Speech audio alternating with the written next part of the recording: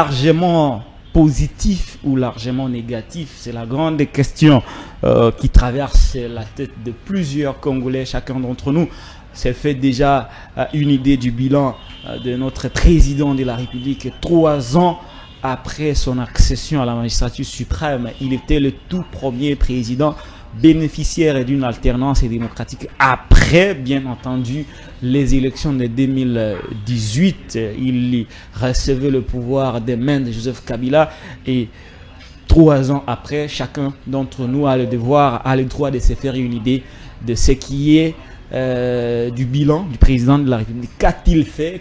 Qu'est-ce qu'il n'a pas encore fait?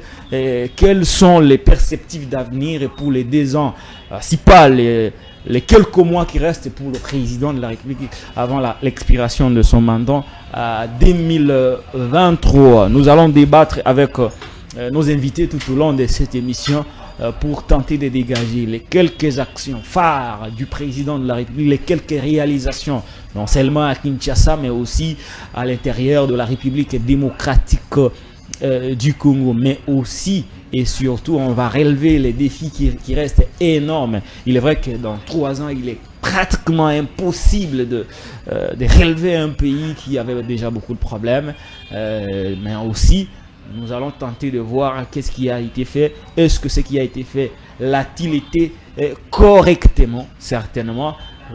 Mes invités, qui l'un du pouvoir, l'autre de l'opposition, vont certainement se rentrer dedans dans les cadres du débat républicain que nous organisons sur ce plateau des chroniques de Patrick Elokala sur OMSA Télévision. D'un sujet à un autre, nous allons aborder la question relative aux déclarations de loyauté et d'attachement au président de la République. Ça revient beaucoup, ça reste l'actualité. Cette actualité n'a pas encore expiré. Hier, j'ai reçu un communicateur de Lambert Mende qui était venu cette fois-là souligner, pincer sans rire, et le soutien de leur autorité morale au président de la République par rapport aux élections de 2023. Aujourd'hui, nous allons recevoir un communicateur très cohérent, pertinent et logique de AFDC qui viendra à son tour parler un peu de ce soutien. Parce que est-ce que ça vaut la peine? Est-ce que c'est le temps? Est-ce que c'est opportun? C'est nécessaire, c'est urgent de renouveler au chef de l'État la loyauté, l'attachement, d'autant plus qu'ils sont tous de la même famille politique. Nous allons poser les questions à nos invités, puis si nous aurons un peu plus de temps, nous allons y revenir sur les différentes matinées politiques et les sorties médiatiques de l'opposition congolaise qui revient beaucoup sur la dépolitisation de la Commission électorale nationale indépendante. Faut-il vraiment dépolitiser cette institution d'appui à la démocratie? Est-ce qu'elle est vraiment politisée? Nous allons poser la question à nos invités et certainement que vous serez éclairés par rapport à tout ce sujet. Encore une fois, merci de votre fidélité à OMSA Télévision de Paul Kosoua. Pour commencer, je reçois pour vous Patrick Makanga. Patrick Makanga est communicateur de AFDCA de Modeste Sebati Lukibo. Patrick Makanga, bonjour et bienvenue. Bonjour cher Patrick Lokala et merci pour votre invitation. Et je n'ai même pas eu à réfléchir 2 fois pour venir assister pour cette première à cette émission parce que personne ne peut douter de vos compétences aujourd'hui dans le domaine de la communication. Donc je sais que la population qui nous regarde va se retrouver de ces débats républicains qui aura lieu ici pour essayer un peu d'éclairer la lanterne de certains de nos compatriotes. Il y a aussi d'autres qui, par exemple, seraient victimes des propos des autres personnes qui voient tout en noir, même si c'est blanc. C'est ça, de beaucoup de personnes qui voient tout en noir. Vous seriez en face de Claude Ngoma qui est de la coalition Lamuka. Il est du parti politique Nouvel Élan d'Adolphe Muzito. Il est chargé de questions juridiques et politiques. Il est en route, il était dans une matinée politique, certainement qu'il serait bloqué quelque part dans les embouteillages ici, mais d'ici là, il sera de nôtre. Alors Patrick Makanga, vous êtes des FDCA, déjà comment se porte l'autorité morale Modeste Sebati Lukibo? Oui, sa personne, il se porte bien. Il n'a pas de problème de santé, ça c'est une bonne chose parce que la République a besoin de lui. Et cette question vaut son pesant d'or parce que la population entière aimerait au moins connaître l'état de santé de leur président du Sénat. C'est un homme qui incarne une très grande institution dans ce pays, donc c'est tout à fait normal que les gens sachent qu'il se porte bien, ainsi que le regroupement politique AFDC allié. J'ai appris qu'il a procédé à la redynamisation de AFDCA. Est-ce que c'est en gestation des élections qui arrivent ou juste une question d'organisation interne du parti et du regroupement politique? Ça vaut les deux coups. C'est d'abord dans le cas de redynamisation du parti, et comme tout parti politique concourt à accéder au pouvoir, donc c'est tout à fait normal que nous puissions déjà réfléchir les élections. On ne va pas nous amputer de ces droits les plus élémentaires possibles de compétir lors des échéances électorales, et surtout nous étant des personnes qui vivent dans un état démocratique où l'accession au pouvoir passe par les élections. Vous vous souviendrez que AFDC Allié fait partie des formations politiques mieux organisées. D'ailleurs, c'est ça qui nous attire même de convoitises et des problèmes en la personne de notre autorité morale, le professeur Modeste Batsou Lukwebo, qui aujourd'hui est devenu l'homme à battre, vous voyez. Tout ça parce que nous sommes évertués à organiser les choses et à affronter les choses en âme et conscience, parce que nous maîtrisons les enjeux de notre pays et nous savons placer les mots et répondre aux attentes de notre peuple. C'est ce qui nous vaut même la confiance que nous avons de ce dernier par rapport à notre positionnement politique. Voilà. Ouais, deuxième aspect de la question, Claude Ngoma, on va vous récupérer juste un instant. Vous serez conduit par nos techniciens qui savent comment vous faire entrer. On est en direct. Alors, Patrick Makanga, est-ce que j'ai appris, ça fait aujourd'hui quelques mois, que vous avez décidé, AFDC à travers la personne de Modeste Batsou Lukwebo, qui en est l'autorité morale, a décidé de soutenir la candidature du président de la République à l'élection présidentielle de 2023. Est-ce que c'était temps pour vous de prendre cette option, quand même difficile, ou vous l'avez fait juste pour assurer le poste que vous avez au sein de l'Union sacrée, notamment celui de la présidence du Sénat et toute une litanie de postes ministériels? Toute une litanie de postes ministériels. J'aime bien votre approche des questions, mais c'est un peu ironique. C'est ce qui m'a un peu donné l'envie de rire. Mais non, ne vous en faites pas, vous savez, la meilleure forme de la réussite, c'est la préparation. Alors la préparation, on ne le fait pas à va-vite. On ne la fait pas, on ne prépare pas les choses à va-vite. Il faut avoir le temps pour préparer les choses. Ça demande du temps. Alors, nous, on pense que si nous devons faire élire un chef de l'État, en tout cas, on n'a pas besoin d'attendre 2 ou 3 minutes de plus pour faire notre déclaration. Donc, ça n'a rien à voir avec des intentions que les uns prêteraient, entre autres, tel que ce que vous venez de dire tantôt, comme si on aimerait consolider quoi que ce soit, parce que ça, c'est une mauvaise façon de faire voir les choses, parce que y a des gens qui nous regardent, et la classe politique congolaise, c'est néanmoins le poids politique et la force de l'AFDC allié aujourd'hui, de par des élections malgré controversées de 2018 qui nous a d'ailleurs privé de certains sièges. Il s'est avéré que l'AFDC allié s'est retrouvé deuxième force politique après le PPRD. Donc pour dire que nous sommes une très grande force politique et que nous n'avons pas peur de quoi que ce soit, parce que nous faisons partie de la majorité présidentielle actuelle qui s'appelle l'Union sacrée. Vous voyez un peu. Donc moi je pense que ça n'a rien à voir avec une quelconque peur de quoi que ce soit, mais c'est question de préparation. Faire élire un chef de l'État, ça demande du temps, ça demande du temps, ça demande de la préparation, ça demande de tact. Et ce sont des choses. Le soutenir le plus tôt serait le mieux. Ce sont des choses qu'on n'apprendra pas à un Modeste Batsou Lukwebo, professeur de surcroît issu de la société civile, qui a aussi une idée de la politique congolaise. Dernière question de curiosité. Nous l'avons vu du temps de Joseph Kabila, beaucoup de gens avaient chanté Kabila désire, Kabila doit rester. Nous n'avons pas un autre homme à part Joseph Kabila.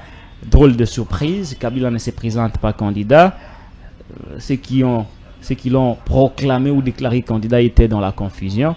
Au cas où Félix Tshisekedi ne serait pas candidat à 2023 et qu'il a déjà le soutien de AFDCA de Modeste Bahati Lukwebo, est-ce que Modeste Bahati ne sera pas confondu, ne sera-t-il pas présenté à l'opinion comme cet homme qui n'a pas pu bien lire les signes du temps? Non, écoutez, il faut retenir que, vous savez, la politique que nous basons sur des individus et des positionnements, c'est ce qui ternit même l'image politique de notre pays. Vous voyez, dans cette union sacrée, c'était sur base d'une volonté et vision du chef de l'État qui, en gros, principalement, voulait et veut à ce que les choses soient faites dans le sens à mettre au centre la population.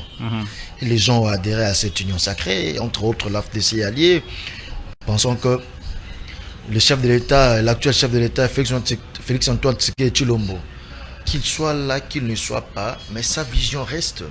Cet état des choses reste.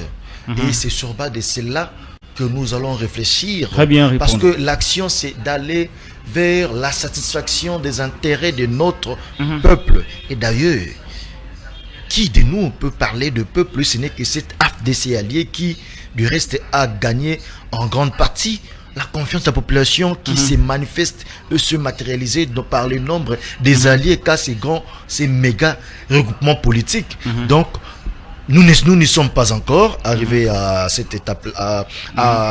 Donner le temps au temps, nous pensons que les choses doivent être faites dans le sens du bien-être de notre population. Merci beaucoup, Patrick Makanga. Notre ami de la caméra, il faut rapidement revoir. Je vois que Patrick Makanga est un peu excentré là. Il faut qu'il soit au milieu. Merci beaucoup, cher Patrick Makanga. Justement, je voulais annoncer que Claude Ngoma allait être avec nous. D'abord, j'étais à la matinée politique ou le point de presse du parti politique Nouvel Élan. Je suis reparti très vite parce que j'avais une émission à participer, bien que j'étais invité par le secrétaire général Blanchard Mongomba. Je crois que nous allons régler cette affaire en privé avec Blanchard Mongomba qui m'avait donné l'invitation. Alors, Claude Ngoma, vous êtes là, on va vous récupérer. Merci d'avoir répondu à mon invitation. Vraiment, c'est à moi de vous remercier. Et je présente mes excuses à nos aimables... Moi-même, j'ai présenté déjà des excuses parce que j'ai dit que vous étiez dans une activité politique qui vous a pris du temps. Et c'est moi d'ailleurs qui vous ai arraché de cette activité. Je rappelle que vous êtes les chargés des questions politico-juridiques de Nouvel Élan d'Adolphe Mozitou. De quoi était-il question lors de l'activité politique de ce matin organisée par le Nouvel Élan d'Adolphe Mozitou? Très bien. Avant de répondre à votre préoccupation, j'aimerais d'abord m'acquitter de ses devoirs, de saluer mon frère Patrick Makanga, un ami avec qui nous sommes tellement habitués et dans vos plateaux. Ouais, les débats républicains. Les débats républicains. Voilà. Merci. Bien. Et donc, aujourd'hui, il y a eu matinée politique, donc dénommée rentrée politique, exercice 2022. Pourquoi? Parce que nous venons de 2021 où Nouvel Élan s'était donné le combat sur deux fronts, c'est-à-dire implanter les partis et consolider le membre et aussi lutter dans la résistance. Et que les deux combats, les deux fronts, nous l'avons déjà fait. Et aujourd'hui, c'était question maintenant d'affirmer notre assise nationale sur toute l'étendue de la République démocratique du Congo, que Nouvel Élan est représenté sur 145 territoires. Voyez-vous? Et aussi réaffirmer les combats dont nous portons Nouvel Élan comme étant l'AMUCA. Le combat, c'est lui de la dépolitisation de la CENI. Le combat qui vise les réformes de fond autour de ces centrales électorales et aussi autour de l'appareil judiciaire. Voyez-vous? Et donc, voilà un peu cette communication qui a nourri la matière de notre matinée de cet après-midi. Voilà. Très bien, merci beaucoup Claude Ngoma. Alors, on va ouvrir le débat républicain à la chronique de Patrick Lokala. Mais avant toute chose, je voudrais vous demander de vous abonner massivement sur ma chaîne YouTube Patrick Lokala TV. C'est la seule façon pour vous de me soutenir. J'ai vraiment besoin de ce soutien parce que c'est très important d'être soutenu par ses frères, ses compatriotes. Ça fait une très très bonne chose. On va ouvrir le débat à Patrick Makanga. On va commencer par la dépolitisation de la CENI avant de revenir sur le bilan du président de la République. On va commencer tout naturellement par Claude Ngoma. Claude Ngoma, nous avons suivi notamment la rentrée politique du Nouvel Élan, ainsi que les différentes déclarations de la coalition Lamuka, les CID, ADD Congo des Presse Pengue, ainsi que tous les leaders de l'opposition qui militent pour la dépolitisation de la CENI et les réformes autour du processus électoral.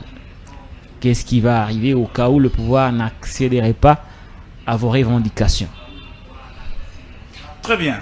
Mon frère Patrick, ici je tiens à souligner que la CENI, c'est une organisation indépendante d'appui à la démocratie. Et elle a comme obligation ou comme devoir de nous organiser des élections. Voyez-vous? Mais maintenant, cette CENI doit inspirer confiance. Mais quand vous avez un central électoral qui n'inspire pas confiance aux acteurs politiques qui, 5 ans après, sont obligés de compétir sur un terrain électoral, c'est là où ça pose problème. Et quand vous prenez la CENI, elle est réputée, ou elle doit être réputée crédible, indépendante et impartiale. Mais aujourd'hui, quand nous voyons la mayonnaise mise autour de cette CENI, ça n'inspire pas confiance. Ça n'inspire pas confiance. Pourquoi d'abord? Quand nous prenons la loi portant fonctionnement et organisation de la CENI, c'est une loi totalement déséquilibrée. C'est une loi qui ne répond que au désirata d'un camp politique donné. Voyez-vous? Alors, moi aujourd'hui, Claude Ngoma, j'ai réfléchi à ciel ouvert. Je me dis, si aujourd'hui nous traitons cette question de la CENI sans parti pris, qu'est-ce qui va prouver que c'est Fayulu qui aura remporté les élections de 2023? Qu'est-ce qui prouve que c'est Mozito ou c'est Fachi Béton? Non. Alors, définissons de manière claire et transparente les règles du jeu. Mais pourquoi le régime en place refuse-t-il qu'il y ait des réformes de fond, pas des réformes de façade? Je parle bien des réformes de fond. Voilà que M. Tshilombo et sa banque se sont choisis la mauvaise route, la route du forcing. Ce qui a conduit à ce que nous ayons aujourd'hui une CENI, des animateurs de CENI complètement des politiques, au lieu que nous ayons des animateurs de cette CENI issus de la société civile. C'est là où quand nous parlons de la dépolitisation de la CENI, voilà la substance. Et je quitte ce volet de la dépolitisation. Aujourd'hui, la législation électorale n'est même pas reprise à l'ordre du jour au Parlement. Ça pose problème. Quand je dis la législation électorale, j'attends parler de loi électorale. Qu'est-ce que, par rapport au seuil, est-ce que devons-nous maintenir le seuil ou pas? À la coalition Lamuka, vous pensez qu'il faut retenir ou il faut élaguer les seuils? Justement, c'est là où il y a débat. Donc c'est comme ça que nous, Nouvel Élan, étant que Lamuka, nous demandons qu'il y ait tripartite. Que opposition, dans son ensemble, société civile comme neutre, et puis nos amis de l'Union sacrée. Et donc, toutes les parties prenantes doivent se mettre autour d'une table, vider cette substance qui nous dérange. Au cas où vous ne seriez pas écouté, vous allez reprendre les marches avec le bloc patriotique. Justement, c'est là où moi je vois déjà... Où l'Église catholique s'est déjà retirée. Je vois déjà les blocs venir. Je vois déjà les blocs qui est en train de se faire, de se constituer. Pourquoi? Parce qu'il arrivera un moment donné que tous les acteurs politiques de l'opposition vont faire bloc justement pour dire non à ces pouvoirs, à ces régimes d'imposition. Vous voyez, c'est ça la démarche. Donc, comprenez qu'il y arrivera un moment donné où on acceptera même de manger, de composer avec le diable, pourvu que les sorciers qui est là devant. Mais dans la légalité, hein. Faut pas aller au-delà. Toujours dans la légalité. Voilà, il faut rester dans la légalité. Et là, quand moi je parle de ces blocs, même si M. Tshilombo s'arrogeait le droit de nous organiser des élections chaotiques, nous allons faire du bloc pour lui faire échec. Donc voilà notre position. Merci. Merci beaucoup. Vous êtes suffisamment exprimé, je crois. Oui, non, vous savez, quand ça touche la CNI, on ne sait pas trop parler parce que tout est clair. Les faits sont là. Les faits sont là, tout est clair. Merci beaucoup, Claude Ngoma. On va voir ce qu'en pense Patrick Makanga. Vous avez suivi Claude Ngoma qui revendique la dépolitisation et représente la coalition Lamouka, l'opposition de manière générale. La dépolitisation, le bloc, on va se mobiliser pour justement pousser les pouvoirs à revenir sur la table des discussions pour qu'il y ait des réformes électorales. Au finish, des gens pensent que ces réformes profiteront à tout le monde, non seulement à Martin Fayoulou, Adolphe Mouzitou, Katumbi, mais ces réformes profiteront également à Félix Antoine Tshisekedi Tshilombo. Où est le mal de ces réformes? Et vous, qu'est-ce que vous pensez de leurs propositions et de leurs revendications, vous qui êtes du pouvoir personnellement? Merci beaucoup, cher Patrick. Mon frère, je te salue aussi, cher ami. Mais néanmoins, je dois reconnaître le fait que il a dit Fachi Béton. C'est une bonne chose pour vous. Non, j'étais un peu surpris de voir des fois la quantité de la haine qu'il y a de l'autre côté là. Je ne savais pas que vous étiez aussi comique que ça. Reconnaître que non, c'est un béton. C'est un béton quand même. Tant mieux. Tant mieux. Je comprends, il était face aux évidences. Bon. Il n'avait pas de choix. Il n'avait pas de choix. Très bien. Mais au-delà des calculs allant dans le sens que dans des officines politiques, tu veux nous amener dans un format de dialogue, on constate que nos amis risquent de suivre deux lièvres à la fois. Parce que d'entendre parler, mon frère, je lui ai écouté parler de la loi organique et en même temps la loi électorale, même s'il n'a pas été suffisamment clair sur ces deux points. Mais je pense que c'est ce qu'il voulait dire. La loi organique et la loi électorale. Revenons d'abord sur la loi organique.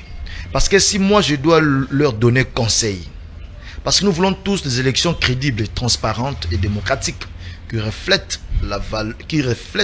la volonté du souverain primaire. Moi je leur donnerai conseil d'emblée, avant que je poursuive mon intervention, c'est qu'ils puissent déjà commencer à réfléchir, à faire des propositions beaucoup plus concrètes dans la loi électorale. Parce que quand vous suivez la loi organique qui a déjà beaucoup avancé, vous voulez maintenant commencer à suivre la loi électorale. Quand on suit deux lièvres à la fois, on se perd. Restez focus sur un aspect. Et je vais vous démontrer maintenant que même la loi électorale en soi, que vous traitez la loi organique où vous traitez les animateurs des politiques, je dois vous dire que la situation que nous avons dans notre pays, que nous avons hérité, depuis surtout la conférence nationale souveraine est telle que juste après, on a compris que nous sommes dans un pays où même les mouvements associatifs et les églises ont des tendances politiques. Parce que tout Congolais conscient de la réalité politique de son pays ne peut jamais me contredire. Il y a que la société civile en soi n'existe réellement pas. Mais en réalité, il y a toujours eu influence soit de l'opposition, soit de la majorité au pouvoir dans le mouvement associatif. Chose qui se justifie même dans le fait que au sein des partis politiques, vous verrez que il y a des associations qui y adhèrent même, des ONG qui y adhèrent dans des partis politiques, des ONG, des ASBEL, et maintenant dans des églises.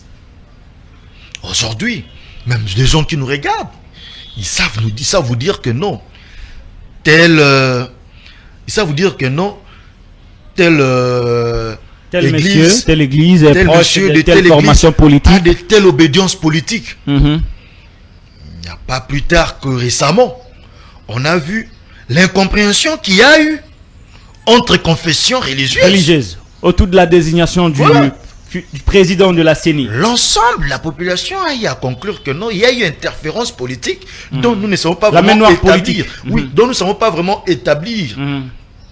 Mais néanmoins, on sait qu'il doit, donc les gens s'imaginent qu'il doit y avoir l'interférence politique et de l'opposition et de la majorité. Des deux côtés, hein, des deux Voilà. bords. Donc pour dire que la société civile en soi ne l'est pas vraiment en réalité. Parce que nous sommes en face en quelque sorte des politiciens masqués. Alors, face à cet état de choses, moi, je tiens à une expression, on dit, mieux vaut le diable que tu connais qu'un ange que tu ne connais pas. Donc, composons pour ce premier temps une CENI avec toutes les forces vives représentées, que plutôt avoir les risques de donner l'appareil électoral soit à une majorité, soit à une opposition. Vous voyez? Parce que dans l'actuelle composition, on sait que un tel est issu de l'opposition. Ont été recommandés de l'opposition. Telle autre personne a été recommandée de la majorité. Et puis telle autre personne issue de la société, Civile. entre guillemets, civile. La société civile. Là, au moins, tout le monde n'est pas à couvert. On sait qu'on est affaire On à connaît les celui-ci. couleurs Voilà. de tout le membre. Donc, chacun veille soit sur les intérêts De sa composante.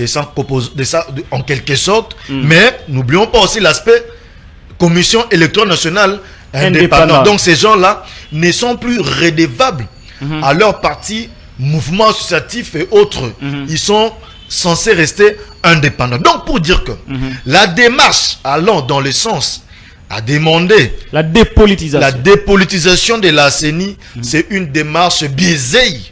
C'est une démarche dépourvue de sens. C'est comme vouloir une chose et son contraire. C'est une démarche des gens qui ne sont pas encore prêts à aller vers les élections. Parce que on comprend que la Mouka aujourd'hui, du côté de M. Martin Fayulu et M. Mouzit, on comprend qu'il serait en quelque sorte en difficulté de moyens. Parce que le plus grand financier de la Mouka était M. Moïse Katumbi Tchapou. Et c'est d'ailleurs lui qui a contribué en pourcentage très élevé dans la campagne du candidat Martin Fayulu, du candidat malheureux Martin Fayulu. Donc, pour dire que dans ces camps-là, ces deux personnalités politiques seraient en difficulté de moyens. Donc, en tant que politique, quelle est la démarche que nous devons adopter? Nous devons mettre en place moyens et stratégies pour que nous allions vers le dialogue. Ça, c'est la stratégie de la Mouka. C'est une analyse, hein? Pour que nous allons vers le dialogue. Quand nous irons vers le dialogue, peut-être cela nous permettra de se faire encore de se refaire une santé financière afin que nous puissions aussi nous autres compétir. Mais le souverain primaire a donné un mandat de 5 ans au président de la République, qui doit inéluctablement être respecté par l'actuel gouvernement sous la supervision du président de la République. Donc je ne pense pas que la population congolaise donnera possibilité au gouvernement actuel de glisser comme des choses que nous avons vécues. Les accords de Saint-Sylvestre, OIA, accord Saint-Sylvestre. Cette histoire-là, moi j'aimerais... En conclusion, vous rejetez en bloc les revendications de la Mouka. C'est une démarche politicienne de repositionnement pour être sûr là où on va mettre le pied. Mais néanmoins, moi, le conseil au début, j'ai dit, moi je conseillerais à nos frères de la Mouka de se focaliser sur la loi électorale parce que c'est là où il y a des enjeux. Et puis de s'imprégner, de s'impliquer. Qu'est-ce que signifie se focaliser sur la loi électorale? La loi électorale, entre autres, il venait de dire ici, ça je suis d'accord. Peut-être on peut réfléchir sur le seuil. Voilà. On peut réfléchir dans la loi électorale, on peut voir sur... on peut essayer de voir sur la question de double nationalité. Hein? Vous êtes favorable à la double nationalité? Ce sont des réflexions qui doivent être mises sur la place publique. Nous sommes en démocratie. Merci. Mon parti ne m'a pas mandaté pour parler de ça. Mais néanmoins, ce sont des réflexions qui peuvent être mises sur la place publique. Merci. Donc, ne rêvons pas plutôt. Pardon, une parenthèse. Vous avez débordé, je vais les récupérer. En disant que il risque de faire la même erreur que l'opposition a faite dans avant les élections 2018. 2018. Parce que, je ne sais pas si peut-être pendant ce temps, M. Adolphe Mouzitou était encore dans le pouvoir en place, qui n'a pas vu le rouage. Nous, tout ce qu'on peut vous conseiller de plus, c'est que arriver d'abord sur place, exiger même l'audit du fichier électoral. Vous avez des choses. Merci beaucoup. Merci beaucoup, Patrick. Ne vous embrayez pas, mes chers compatriotes. Patrick Makanga, merci. Vous avez débordé de 3 minutes. Je vais récupérer Claude Ngoma et puis vous allez ouvrir les sujets qui portent sur le bilan de Félix Antoine Tshisekedi Tshilombo. Préparez déjà les chiffres en attendant que je récupère Claude Ngoma parce que vous avez débordé de 3 minutes. Alors Claude, vous avez quelque chose à redire par rapport à la réaction de votre co-débatteur Patrick Makanga? Dépolitisation, il a rejeté en bloc, il va même prodiguer des conseils, mais au moins il a partagé un point: réforme de la loi électorale, surtout dans son aspect électoral. Très bien, je vais aller en désamour avec mon frère Patrick Makanga. Mon cher ami, la CNI, la question relative à la CNI, c'est une question éminemment importante. Pourquoi? Parce que nous, la Mouka, nous avons eu le temps matériel de diagnostiquer les différentes crises post-électoraux. Aujourd'hui, nous en sommes à notre 3e cycle électoral. Rappelez-vous, avant Ngoïmoulunda, M. Fer a paix à son âme, le feu Abbé Malumalu, Apollinaire Malumalu. Voilà. Le résultat a été toujours contesté. Ngoïmoulunda également. Et quand vous prenez tout récemment ici avec Corneille Nangaa. Est-ce que faudrait-il aller toujours de contestation en contestation? Non, voilà, c'est pas une bonne chose. Pourquoi notre pays jusqu'au jour d'aujourd'hui ne décolle pas? Et nous, en son temps, la Mouka, nous sommes dit non, réfléchissons. Et on a réfléchi avec les organisations de la société civile. Gérard Mbosso, qui est aujourd'hui un spécialiste approuvé en matière électorale dans notre pays. Nous avons travaillé avec lui et on a sorti un ébauche. Voilà. Et c'est sur ce terrain-là que nous attendions nos amis de l'Union dite sacrée, qui nous amènent aussi le leur, afin que nous confrontons les textes pour dégager un texte commun. Il a dit que vous cherchez les moyens, vous n'avez pas de moyens pour battre campagne, vous voulez entrer dans les institutions de la République pour trouver des moyens. Graves, et puis le moyen c'est rien. Que Katumbi finance la Mouka. Aujourd'hui, la Mouka se trouve dans une très mauvaise santé financière, raison pour laquelle nous sommes en train de multiplier des manœuvres. Mon cher Patrick, moi je vous dis non. Ce n'est pas ça la question. La Mouka n'a pas un souci de moyens. Oui, c'est pas ça. Je vais vous dire, aujourd'hui nous avons une CNI bipolaire. Où il y a M. Tshilombo et son partenaire Kabila. Oh, ils sont toujours ensemble. Ils sont ensemble.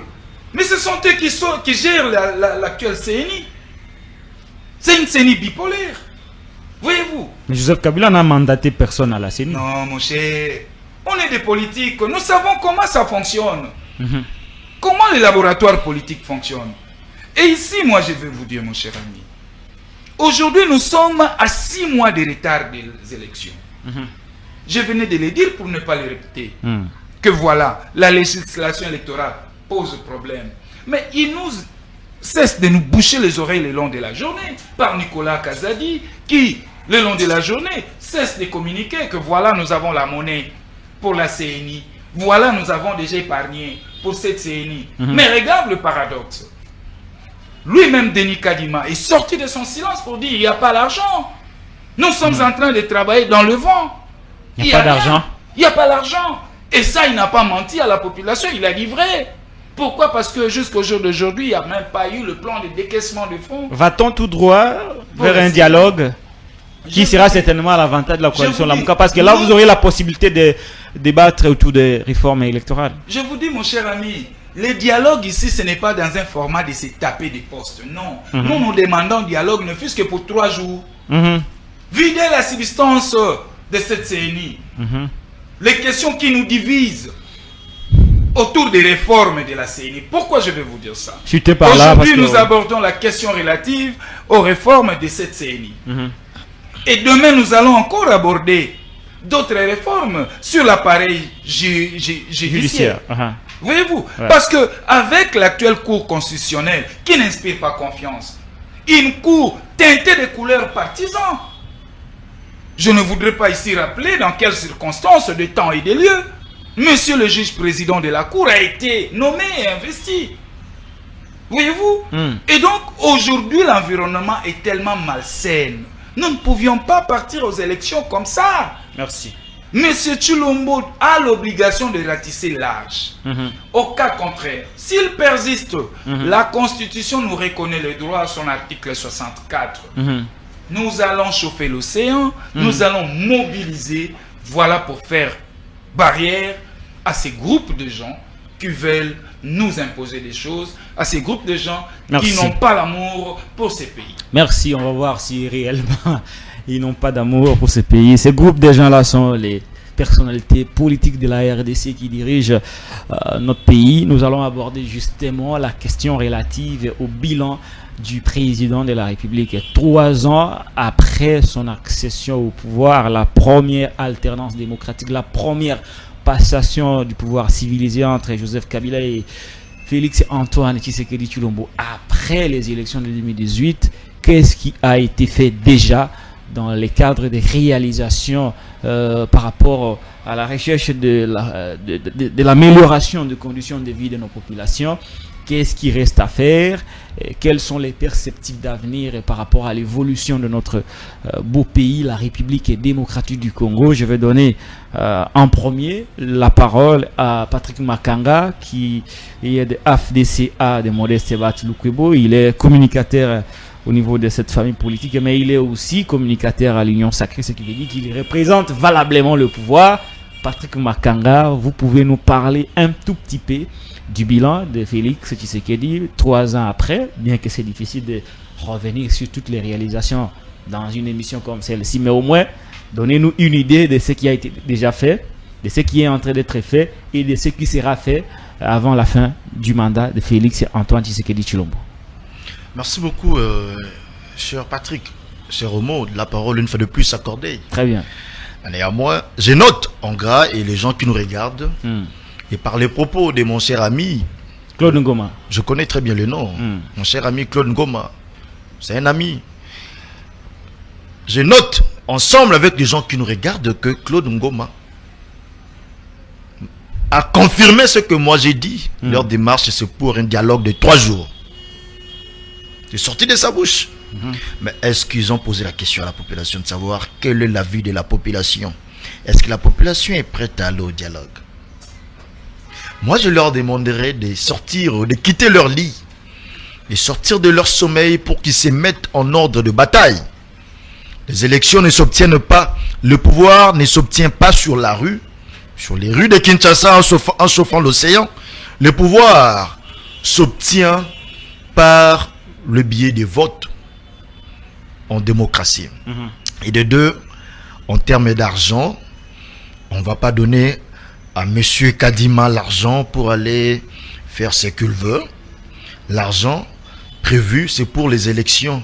Est-ce que tel qu'il est là, il a vu les budgets élaborés par monsieur Kadima pour les élections, que ces derniers n'ont pas reçu l'argent du gouvernement pour l'organisation des élections? Il a été clair. Pourquoi les gens n'aiment pas la sincérité? Il n'a encore rien eu parce qu'on ne veut pas donner l'argent comme ça. On ne jette pas l'argent. On donne l'argent sur base d'un programme. On donne l'argent sur base d'un plan. Qu'est-ce qui doit être fait? Qu'est-ce qui est prévu? C'est là qu'on donne l'argent. Ne vous en faites pas. Oui, il a raison, il n'a pas tort. Vous ne pouvez pas avoir l'argent comme ça, mais l'argent est prévu. Le ministre des Finances l'a dit. Et vous le constaterez qu'il y aura bel et bien l'élection en 2023. Préparez-vous, quittez votre sommeil, quittez vos conforts là d'attendre les dialogues comme si nous chrétiens attendons la venue du Christ. Du Christ. Donc, ça c'est aussi un conseil, ça vaut un conseil, mais je n'aimerais pas être payé comme consultant chez vous. C'est juste pour aider que les choses gratuit, hein? Oui, gratuit pour que les choses aillent bien dans notre pays. Nous avons besoin d'une opposition forte et qui a les 2 pieds sous terre. Voilà, le pouvoir qui conseille l'opposition, c'est une bonne chose. Nous avons besoin de l'opposition. Très bien. Voilà. En termes de bilan. Très bien. Voilà. Je veux dire ceci, sur Patrick Kala. Ne confondons pas les choses parce que il y a eu 2 années durant que le pays n'a pas été gouverné. Ah bon? Le pays n'a pas été gouverné. 2 ans, le pays n'a jamais été gouverné. Ça, de quelle année à quelle année? De janvier 2019 jusqu'avant l'avènement de l'Union Sacrée. Le pays n'a jamais été gouverné. Le pays n'a pas été gouverné parce qu'il y a eu des crises qui ont caractérisé beaucoup de choses. Il y a eu des crises entre institutions. Nous sommes tous ici à Kinshasa. C'est un passé beaucoup plus proche. On a vu un appareil judiciaire en porte-à-faux avec l'Assemblée nationale, les parlements plutôt, d'une manière générale. Nous avons vu le Premier ministre en porte-à-faux avec son chef direct, le président de la République. Nous avons vu des guerres, des combats, de bagarres. Entre le Parlement et le président. Terriblement. Entre les militants, voire même des partis censés vivre en coalition, ou soit cohabitation. Donc, pour dire que cette situation n'a pas permis le décollage de notre beau pays, malgré la bonne volonté affichée du chef de l'État, entre autres en initiant une gratuité qui a été sabotée par ses alliés qui étaient censés l'accompagner dans sa politique. Donc, le pays a risqué d'être dans une période dont le pays a échappé belle, la période d'une prise en otage par des individus qui menaçaient même de le pénaliser. De paralyser. Voilà. Merci beaucoup. Donc, pour dire que si on doit parler du bilan du chef de l'État, on doit nous caler vers là où il a commencé à travailler avec des institutions harmonieuses. Très bien. Faites-les alors. À partir de quel moment il a repris l'effectivité de son pouvoir. Voilà. Et à partir de ce moment, qu'est-ce qui a été fait? Qu'est-ce qui est en train d'être fait et qu'est-ce qui sera fait plus tard? Avec l'avènement de l'Union sacrée, nous devons reconnaître un fait. Avant que j'y intervienne, on doit reconnaître une chose, c'est que les enjeux de notre pays, juste après l'indépendance... On doit noter avec vous, Patrick Makanga, excusez-moi de vous couper, la période d'Union sacrée et FCC Cash, Bahati Lukuibo, n'était pas dans les institutions. Il n'était pas bien évidemment. C'était une parenthèse. C'était du tohu-bohu. Il ne pouvait jamais se situer pendant cette période-là. Il ne pouvait jamais se retrouver. Et en revenant sur à partir du moment où il a repris le contrôle de l'État. Avec l'Union sacrée. Et ce qui a été déjà fait. Donc, nous devons retenir et expliquer à l'ensemble de la population qui nous regarde que depuis les années 60, juste après l'accession de notre pays à l'indépendance, jusqu'à nos jours, la situation de notre pays d'une manière générale a régressé drastiquement. Donc d'une manière beaucoup plus sensible. Ça fait que la vie est devenue compliquée. Parce que vous vous souviendrez que c'est vers les années 80 que le gouvernement congolais annonça la prise en charge des élèves par des parents. Donc pour la situation... Vous voulez parler de la gratuité. Écoutez, non, je ne parle pas de la gratuité. J'ai fait un peu l'état de la situation de notre pays depuis juste l'accession à l'indépendance jusqu'à nos jours, pour me permettre de situer les temps où nous sommes. Donc, il faut le faire rapidement parce que vous avez... on gagne le temps. Donc, c'est vers les années 80 que le gouvernement a remis la prise en charge des élèves par les parents. C'est vers les années 91, 92 qu'il y a eu pillage à 2 reprises dans notre pays. Ça a plombé notre situation économique. Au point que l'ancien président de la République, Mobutu Maréchal, a pleuré, disant qu'après moi c'est le déluge. Pour dire que la situation du pays était catastrophique. Vers les années 97, l'avènement de l'AFDEL et autres, les gens ont mangé zidane. Tu connais le zidane? Manioko bakalinga na mafuta mbila nanguba. Donc la pauvreté a atteint un niveau très élevé. Ça c'est de l'histoire. Oui. Au présent maintenant. Il nous reste quelques secondes. Présentement, avec le gouvernement de l'Union sacrée, nous n'allons pas, comme vous l'avez aussi dit tantôt, demander à ces gouvernements de répondre comme dans un bâton magique, comme dans une scène de David Copperfield, changer la situation du pays à bracadabra. On a des autoroutes, on a des écoles modernes, nous avons tout en termes des équipements, des infrastructures et en termes de l'économie et autres. C'est un travail qui demande du temps. Merci. Mais de par la mission du gouvernement de l'Union sacrée que le chef de l'État a eu à passer, ce gouvernement a eu à matérialiser la vision du chef de l'État, ces missions a été axée sur la restauration de la paix et la sécurité, la relance économique, l'assainissement de la gestion de finances publiques, la lutte contre la corruption, l'amélioration qualitative des conditions de vie de nos populations, la couverture santé universelle, l'application de la gratuité de l'enseignement sur tous les tel que recommandé par la Constitution, le renforcement de l'autorité de l'État et l'État de droit. Mais vous verrez que, tel que en termes, pardon, je finis, j'atterris s'il vous plaît. Vous avez débordé s'il vous plaît. On est sur le même sujet. Patrick Makanga, je reviendrai. Merci beaucoup. Vous. Ne vous en faites pas, je calcule très bien mon temps. Il a eu beaucoup de temps pour exposer. 10 minutes, hein. Pas 10 minutes. Là, ici, bon, ça va, toi tu parles, moi là, je vais pour avoir tout ton temps aussi. Alors, qu'est-ce que vous pensez? Est-ce que le bilan est largement positif comme il a dit? Bon, il n'a pas dit largement positif, mais au moins, il a dit qu'il y a des avancées, il a cité quelques actions. Et selon Patrick Makanga, on est sur la bonne voie. Qu'est-ce que vous pensez, Claude Ngoma, du bilan de Félix Tshisekedi? Je suis estomaqué d'attendre mon frère Patrick sur ces plateaux féliciter ces régimes dits des warriors. Nous avons un régime des affairistes au sommet de l'État. Nous ne devons pas voir froid aux yeux pour le dire, mon frère. Ce régime ici est complètement dépassé par les événements. Mon pays, la République démocratique du Congo, traverse aujourd'hui une crise politique, financière et économique, sociale. Il y a pas mal de problèmes qui rongent la vie nationale. Les Congolais attendent de ces régimes ici des résultats. Mais voilà, zéro résultat, zéro réalisation. Pourquoi? Parce que c'est chaque jour qu'ils naissent de programmes. Mon frère Patrick venait d'étayer les lignes ici de ces gouvernements, les objectifs assignés par ces gouvernements des Warriors. Mais posez la question à Patrick, quel est le taux d'exécution? C'est de là où nous devons évaluer s'il faut faire un mandat à mi-parcours de 3 ans de M. Tshilombo. Le taux d'exécution, c'est combien? Et encore que l'opinion doit savoir que les élections de 2023 occasionnent une charge additionnelle aux finances publiques.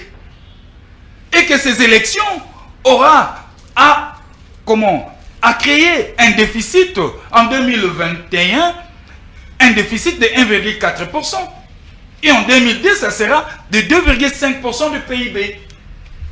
Pourquoi? Parce que le financement pose problème.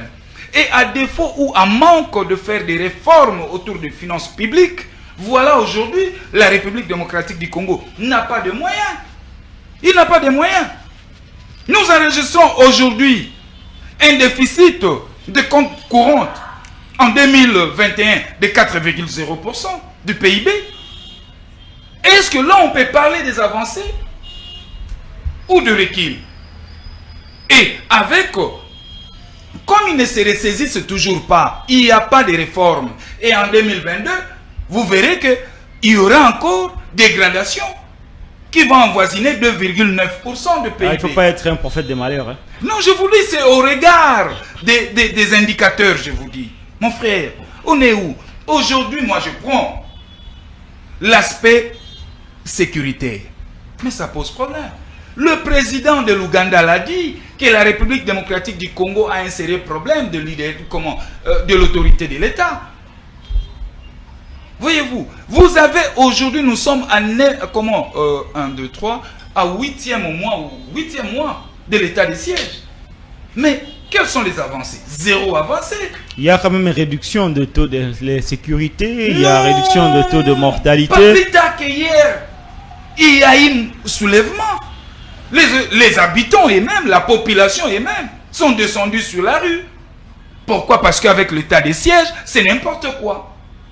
Et on a décrété l'état de siège par émotion. L'état de siège a quand même un tout petit peu contribué à l'amélioration de la situation sécuritaire. Je souhaiterais ou j'aimerais entendre de la bouche du porte-parole des forces armées qui nous disent, voilà, nous avons, avec l'état de siège, avant l'état de siège, nous avons eu 145 groupes armés. Et avec l'état de siège, voilà, nous avons éradiqué autant de groupes armés, il nous reste ça. C'est comme ça que nous devons évaluer. Vous voyez que voilà, nous avons récupéré autant de localités, c'est comme ça. Mais avez-vous entendu le porte-parole de l'armée faire un rapport dans ce sens? Donc au plan sécuritaire, Félix a échoué. Sur toute la ligne. Il a échoué sur toute la ligne. Je viens prendre le secteur de la santé. Mais mon cher ami, couverture santé universelle, mais c'est l'utopie. C'est l'utopie, c'est la démagogie. Quelles sont les réformes que M. Tshilombo a apportées dans le secteur de la santé? Zéro. Et son assiette fiscale est mince pour ne pas avoir mené des réformes de fonds autour de notre finance publique. Même si l'IGF fait un travail remarquable, il faut le noter, il y a quand même une diminution des détournements au pays grâce au travail de l'IGF. On ne va pas quand même tout faire en un seul jour. Non, mon cher ami, quelle diminution? Quelle diminution? L'IGF aujourd'hui, Alinguet est vidé de sa substance. Alinguet est découragé, il a fait un grand travail. Mais voilà que, une fois au niveau de la justice, tous ces détourneurs, mi-bignon se basali relaxé. Volet social, vous allez chuter Oui, par là. Ouais. je viens. Le volet social, c'est un peu compliqué. Dans le volet social, je vous dis aujourd'hui, la RDC, mon pays, est un pays de bénédiction. Nous avons à plus de 80 000 hectares de terres arables. Et la RDC en lui-même, vu le rapport de PAM, la RDC en lui-même est capable de nourrir l'Afrique entière pendant 17 ans. Ah bon? Pendant 17 ans. D'où est-ce que vous tenez ça? Je vous dis, ça c'est le PAM. Pourquoi? Parce que nous aujourd'hui, M. Tshilombo n'a pas une politique agricole. Si seulement M. Tshilombo... Il y a Boukangalonzo, il y a les services nationaux, les maïs sont là. Ça sont des aventures. Même s'il y a des maïs qui viennent à Kinshasa. Il faut incarner une vision forte autour de l'agriculture. Pourquoi? Parce que aujourd'hui, le Congo doit... Comment? Si nous définissons une politique claire agricole, le Congo n'aura plus à importer des poissons, n'aura plus à importer quoi que ce soit, des tomates, des oignons. Tout sera produit. Par contre, nous allons faire nourrir les autres. Ouais. Nous allons, donc voilà, exporter. Voyez-vous, des tomates et tout ça là, des salades et autres. Mais par manque d'une vision, j'arrive, par manque d'une vision agricole, regarde, par manque d'une vision agricole plutôt, c'est comme ça que vous avez vu un ministre puisse se déplacer avec 6 millions de dollars, aller passer la commande des chinchards. Voilà ces régimes. En Namibie. En Namibie. Voilà ces régimes dits des warriors. Ça, je vous dis que c'est un péché mortel. Ce ministre n'a pas de conseiller, que lui-même se déplace. Moi, c'est pour la toute première fois, mon cher Patrick, de voir un ministre, costume cravate. C'est comme on avait amené l'autre fois. M. Tshilombo est allé à Kinkole pour dire que voilà, na zui Fongo la aussi les Sanzala Bokoli Ambisi. Les lots place on a bêté meeting et comme à bar. Merci beaucoup Claude Ngoma. Merci beaucoup Claude Ngoma. Je vais vous donner une minute. On va conclure l'émission. Patrick Makanga, le partage du temps est équitable. Personne n'est sans plaindre. Je ne peux pas me plaindre parce qu'on n'a pas besoin de beaucoup de temps pour dire ce qui est vrai. Non, mais vous avez suffisamment parlé. Je lui informe que d'emblée... En 1 minute, la conclusion. Merci beaucoup. Je lui informe que d'emblée, le PIB en RDC a connu une croissance de 0,8%. Chiffre contre chiffre. 0,8%, il faut aller vérifier. Il ne faut pas venir raconter de bêtises. La croissance. La croissance du PIB. 0,8%. De quelle année? Non, attendez, vous allez réagir, s'il vous plaît. Mon Dieu. Allez vous documenter. S'il vous plaît. J'étais donc des données de 2021. En 2021, nous avons connu un croissance. Il y a eu accroissement. Claude Ngoma, il n'a qu'une minute pour conclure. Il ne faut pas percer. Je réponds mes minutes. Laissez-les finir ce qu'il est. De lui entendre parler, j'ai parlé tantôt. Vous allez répliquer. Tantôt, je vous ai parlé ici des assignations du gouvernement. J'aimerais un peu aborder sur le plan économique, vu que le temps nous est imparti. Parce que l'état des sièges porte déjà des fruits. Ça, c'est dans le volet de restauration de la paix et la sécurité. Mon frère, je vais vous dire ceci. Peut-être vous ignorez ce principe. Nous avons deux types de politiques économiques. Il y a la politique structurelle, il y a la politique conjoncturelle. Dans la politique conjoncturelle, c'est tout à fait normal que le gouvernement agisse en interventionnisme pour bloquer un élan ou favoriser un élan. Donc pour dire que l'achat du gouvernement des poissons, ça se justifie dans la politique conjoncturelle. Vous voyez, c'est dans la politique structurelle, c'est là où maintenant il y a de préalables. Entre autres, nous ne pouvons pas aujourd'hui nous permettre de nous lancer dans la production, par exemple, agricole, pendant que nous avons un problème des infrastructures routières. Parce que la production et agricole et autres demandent l'évacuation, ou soit, parce que laisse-moi parler un terme beaucoup plus clair, vous verrez que même la pêche, par exemple, vous ne voulez pas acheter des bateaux de pêche, aller jeter ça dans le lac Albert, qui se trouve en Bunia, pendant que Bunia est totalement enclavé. Ça, c'est jeter le bateau, parce que les poissons qui seront pris là-bas, qui seront pêchés là-bas, qui seront pêchés dans ce lac Albert, ça sera peut-être ça sera en grande quantité que Bunia seul ne sera consommé. Il faudrait qu'il y ait l'évacuation. Or, hormis les voies d'évacuation, il y a la Seine de froid qui est une industrie. Donc, pour dire quoi? Nous devons envisager les politiques visant à renforcer des infrastructures avant que nous puissions adopter des politiques du genre agricole et autres. Je vais encore renchérir. Pour un peu mes secondes qu'il a pris pendant que je parlais, je vais encore renchérir pour vous dire que non, mon cher frère, quand vous venez dire des choses, il faut avoir des amples précisions. Entre autres, je vous dirais que aujourd'hui dans notre pays, nous avons toujours, il n'y a jamais eu une politique d'agricole. Ce sont des projets en vue qui doivent être relancés ici. On n'a jamais eu la production industrielle telle que des légumes dans notre pays. Il n'y en a jamais eu. Nous avons toujours mangé les produits des mamans maraîchères. La production artisanale. Qui sont ici à Kinshasa, à l'intérieur du pays. Mais quand ceux qui produisaient à l'intérieur du pays ont eu abandonné leur production, pourquoi? Parce qu'il n'y a pas de voie de desserte agricole. Qu'est-ce que vous voulez dire par là? Merci. Donc, il faut d'abord parler politique infrastructure. Ne confondez pas les choses quand vous abordez certains dossiers extrêmement sensibles. Merci Patrick Makanga. En une minute, vous concluez également pour que je rende l'antenne. Merci. Ouais. La politique des infrastructures, la politique agricole, oui. Mais vous avez eu 5 ans. Où en êtes-vous aujourd'hui? Qui a eu 5 ans? Non, personne n'a eu 5 ans. S'il vous plaît, Patrick, s'il vous plaît. Vous avez un mandat de 5 ans. Il fallait avoir votre mal en patience. S'il vous plaît. S'il vous plaît, laissez-les parler. Vous venez d'étayer les choses ici, comme quoi il y a eu accroissement du PIB à la hauteur de 0, combien vous avez dit? 0,8%. Mais moi ici, je vous démontre le contraire. Chiffre contre chiffre. Chiffre contre chiffre. La croissance du PIB réel par habitant a chuté de 4,9% en 2021 en raison de la baisse de la production. Et la pression démographique est de 0,1%. Avec, si jamais ils font des réformes, il y aura accroissement en 2022 de 1,4%. Ce qu'il a dit est faux. PIB. Ce qu'il a dit n'est pas vrai, selon vous. Ce qu'il a dit, c'est faux. Je donne ici des années. J'ai parlé de réduction ou de la chute en 2021 de 4,9% en raison de la baisse de production, et la croissance démographique est de 0,1% avec espoir. Votre croissance, c'est en fonction de quelle année? Merci, vous chutez. 2021 et 2022. Le 2022, voilà. C'est la prévision. Tu comprends votre budget. Non, tu ne comprends même pas. Et dans la population, s'il vous plaît. Là tu es dans la confusion. S'il vous plaît. Le PIB aujourd'hui doit être calculé en fonction. La croissance, c'est en fonction de 2020. Pas de 2021 en 2022. Là, tu as tout fait faux. C'est une fourchette. Non, tu as fauché, mon frère. C'est une fourchette. Il fallait que je puisse. Bien aimé, frère. De 2020 à 2021. Non, écoutez, c'est de 2020 nous sommes arrivés à 2021. Mes chers compatriotes, sans fausse. Faut maîtriser ce que tu dis. Oui, je vous dis. Non, faut maîtriser ce que tu dis. Non, mais je vous l'ai dit des choses. Non, tu n'as rien maîtrisé. Je vous dis des choses. Tu ne peux pas calculer la croissance. S'il vous plaît, on ne va pas nous attendre.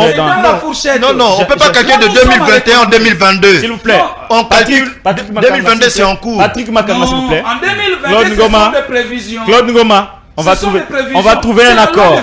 S'il vous plaît. Je vous prie de m'écouter. On va trouver un accord. Nous allons prendre l'engagement de nous retrouver la semaine prochaine, où nous allons parler économie avec tous ces chiffres. Parce qu'on ne saura pas y revenir malheureusement à la fin de l'émission. Ça sera prochainement, mon frère, alors, va venir avec des choses vérifiables. Préparez-vous avec les chiffres. Que Modeste Bahati vous donne les chiffres, il est économiste. Adolphe Mouzito également vous donne les vrais chiffres, il est économiste. et nous allons confronter ces chiffres sur ce plateau. Pour aujourd'hui, on s'arrête là. Claude Ngoma, merci d'avoir répondu à mon invitation. C'est à moi de vous dire merci. Je rappelle que vous êtes des nouvelles élan, parti des Mosito.